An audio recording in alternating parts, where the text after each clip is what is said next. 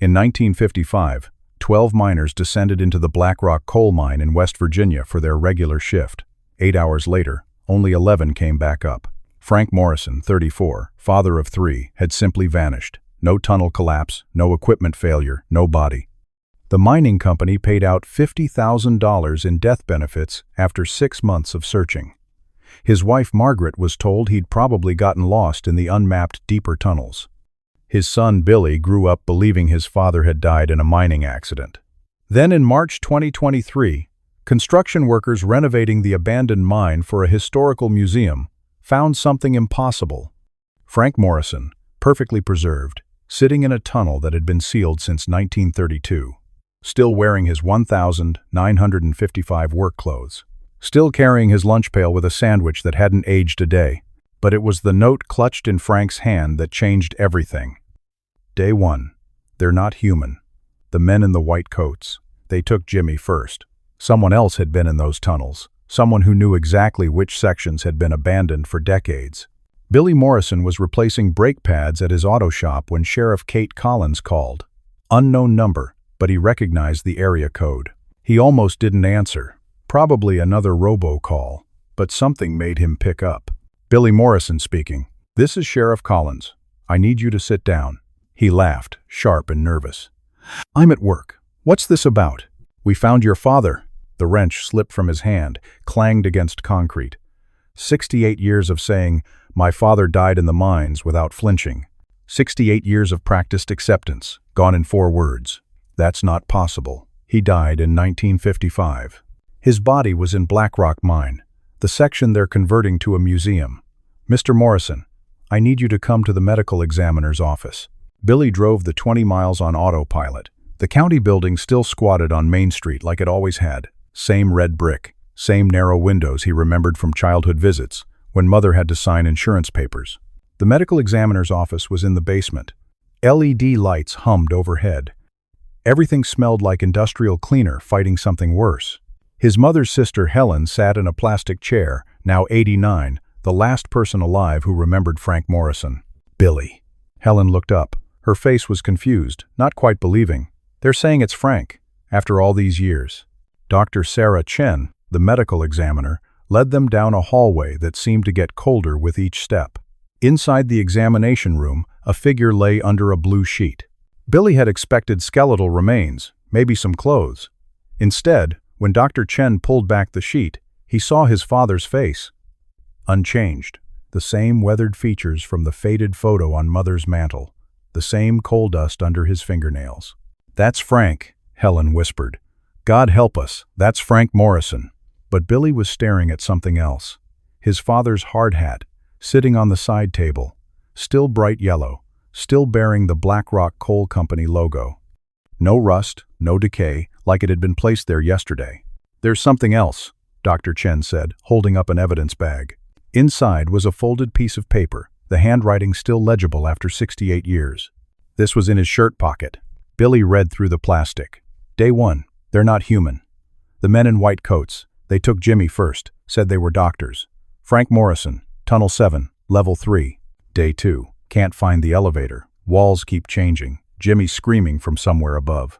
Day 3. Saw Morrison from 1932. Still looks 30, he warned me.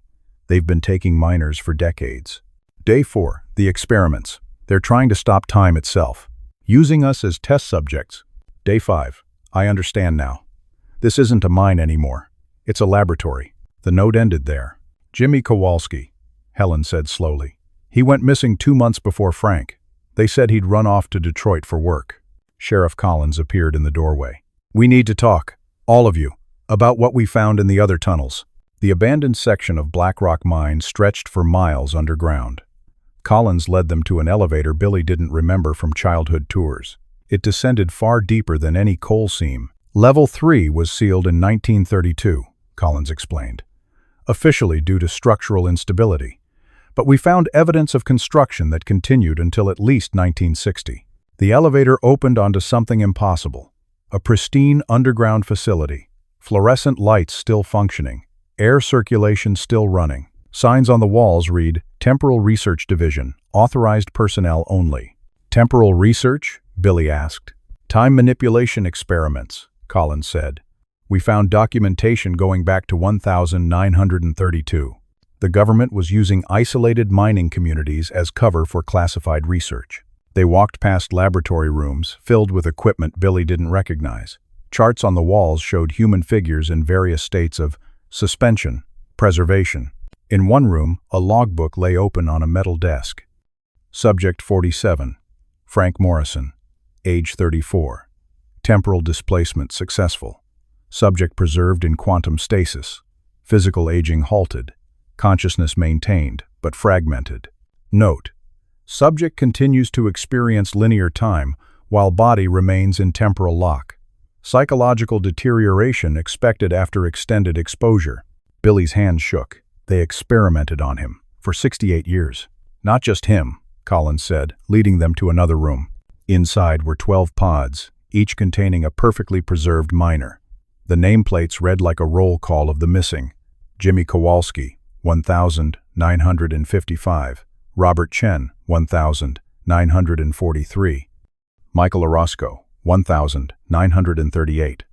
And at the end, a nameplate that made Billy's blood freeze. William Morrison, 1987. His own name. His own date. We found records, Collins said carefully. You were supposed to follow your father into mining.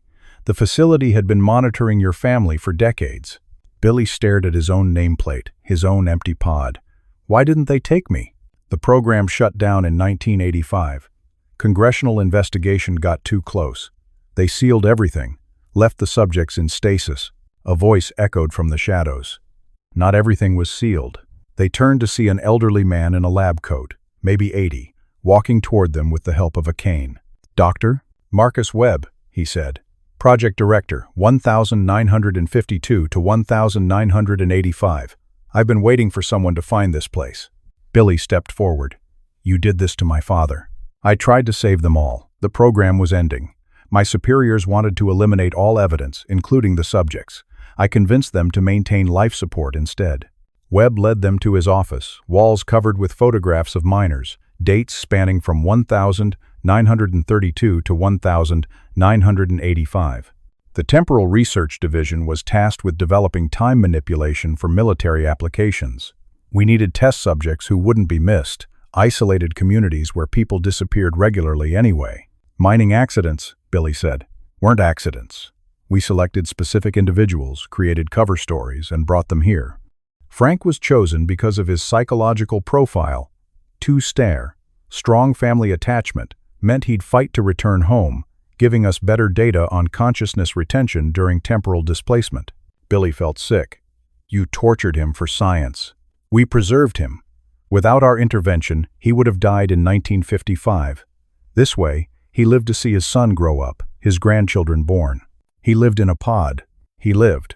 Sheriff Collins had been examining files. Dr. Webb, according to these records, 12 subjects were brought here between 1932 and 1955, but there are 20 pods in that room. Webb's face went pale.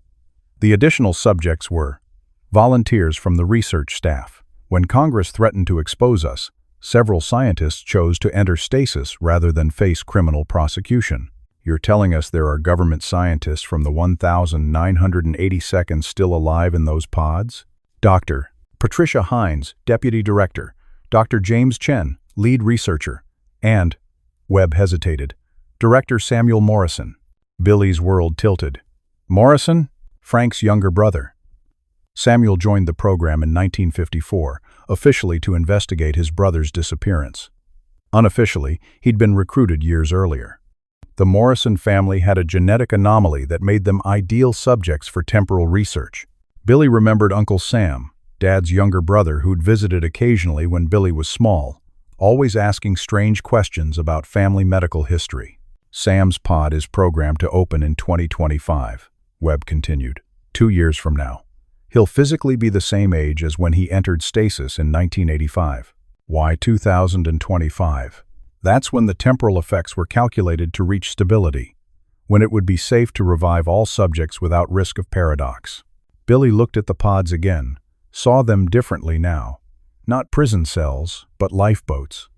His father hadn't been tortured for 68 years. He'd been waiting. "Can you wake him up now?" Webb shook his head. Early revival could cause temporal shock. His consciousness has been experiencing accelerated time while his body remained static. He's lived through decades of subjective experience in a few objective hours. Waking him now might fragment his mind permanently. But in 2025, the subjects should revive naturally. Memories intact, relationships preserved, able to reintegrate with their families. Billy thought about his children, Frank's grandchildren who'd never met their grandfather, about Margaret Morrison, who died in 2003, still believing her husband had been killed in a mining accident. "The government knows about this place?" Collins answered. "The current administration doesn't. The program was buried in classified files, forgotten after the Cold War ended. Only Dr. Webb knew the location." "What happens now?" Webb pulled out a thick folder. "I've spent 40 years documenting everything. Every experiment, every subject, every decision.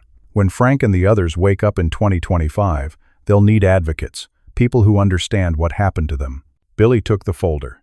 Inside were medical records, psychological profiles, and something that made his heart stop. Letters, dozens of them, in his father's handwriting. "Dear Billy, day 847 inches subjective time. I can see you growing up through the temporal viewing system. You're 7 now, just started Little League. I'm so proud of you, son. When I wake up, we'll play catch in the backyard like I promised. Dear Billy, day 2156. You graduated high school today. I watched the ceremony from here. You looked so handsome in your cap and gown," your mother cried. "I wanted to be there so badly it hurt. Dear Billy, day 5479. You got married yesterday. Sarah seems like a wonderful girl. I wish I could have walked you down the aisle, but I'll meet my grandchildren someday. I have to believe that." Billy couldn't see through the tears. His father had been watching, had been there for every milestone, every achievement, every moment of Billy's life. "He wrote to you every day for 68 years, Webb said softly. "He never stopped believing he'd come home." "How long until 2025? 22 months. Billy looked at the pods again, at his father sleeping peacefully after 7 decades of waiting. At Uncle Sam, who'd sacrificed his life to watch over his brother. At the other miners, all sleeping, all waiting for a reunion they'd never stopped believing in. "What do you need from me?" Webb smiled for the first time. "Help me keep them safe until it's time. Help me make sure they wake up to a world that remembers who they were, not just what happened to them." Billy nodded. His father had waited 68 years. Billy could wait 22 months. But first, he had some letters to read. 68 years of bedtime stories, birthday wishes, and fatherly advice, all preserved in temporal stasis like the man who'd written them. The mine that had taken Frank Morrison in 1955 would give him back in 2025, and Billy Morrison would be there to welcome his father home. Some stories don't end where they begin. Sometimes they just take a very long time to finish. Sometimes the deepest mines lead not to darkness, but to tomorrow.